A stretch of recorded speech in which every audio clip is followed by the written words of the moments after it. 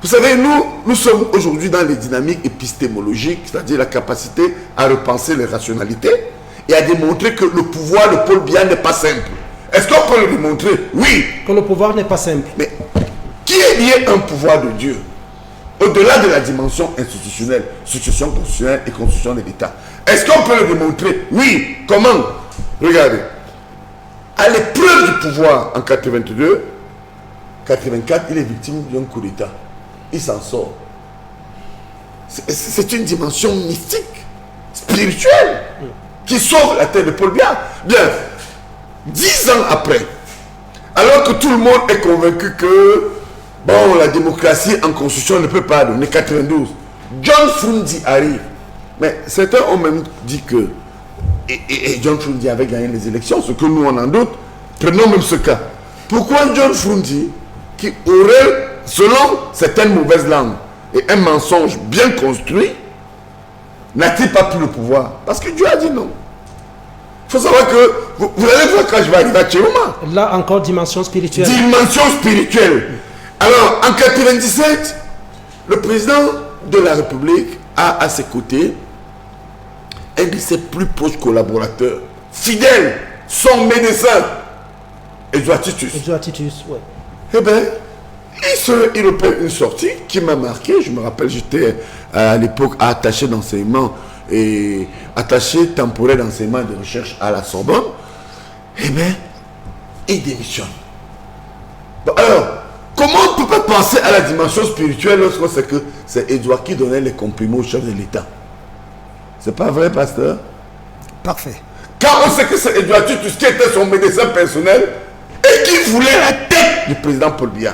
Quatrièmement, il faut quand même qu'on illustre pour démontrer que ce pouvoir n'est pas simple.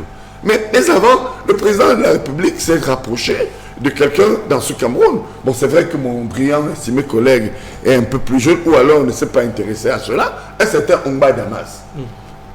Alors, Damas instrumentalise le pouvoir et construit autour du président Paul Biya qui lui faisait tellement confiance. C'est que, je vous ai parlé de lui qui est ici, les seigneurs de cour. Eh bien, les seigneurs de cour vont mettre autour du président Paul Biya des gens qui vont tenter d'organiser sa chute, la mort de Maître Ngungotu.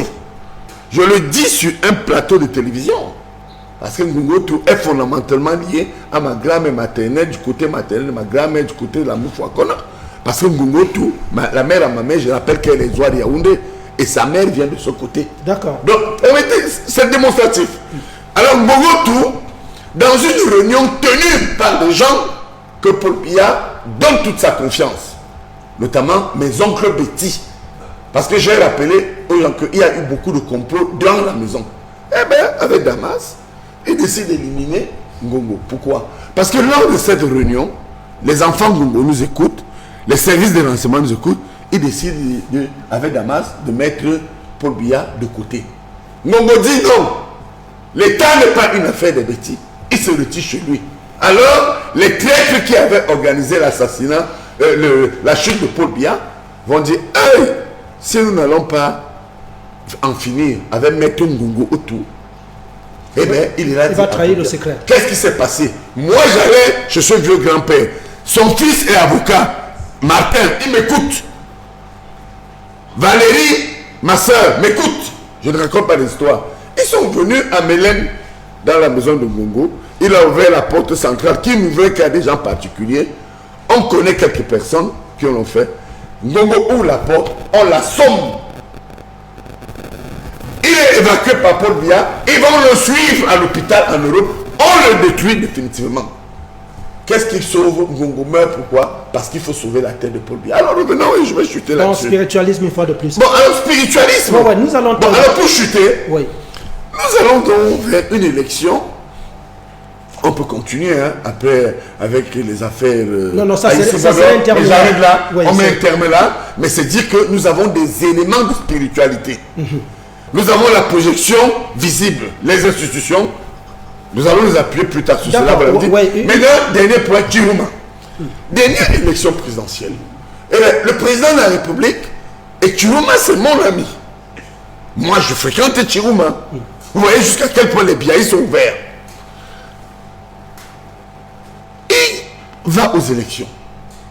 Les gens organisent des colloques, des monologues, des assises, du cinéma, du théâtre, à l'effet de dire que le peuple est avec le chef de l'État. On va aux élections. Bien, le Conseil constitutionnel déclare effectivement le président vainqueur et Chiroma avait un perdant avec un score de 36%. Chiroma dit non, j'ai gagné ces élections. Voilà ce que moi j'ai dit à mon ami Chiroma, qui est un frère que je ne peux jamais lâcher. Cette affaire-là est une affaire de Dieu.